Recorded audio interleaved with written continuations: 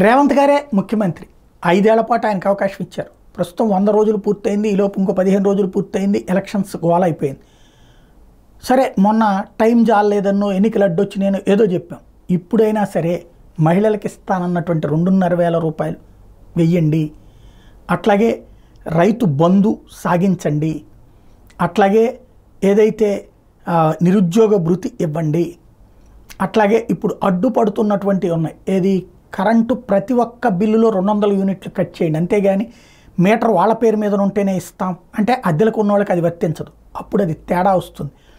అట్లాగే gas cylinder వాళ్ళ పేరు మీద ఉంటేనే అన్నటువంటిది ఓకే, దాంట్లో ప్రాబ్లం లేదు. 500 రూపాయలకి రెగ్యులర్గా ఉండేలా చేయండి. అట్లాగే బస్సు సర్వీసులు పెంచండి. నాట్ ఓన్లీ మహిళలకి బస్సు సర్వీసులు, మగవాళ్ళకి బస్సు సర్వీసులు పెంచండి. గాడిన పెట్టండి. పరిపాలన పరమ అస్తవ్యస్తమైపోయింది.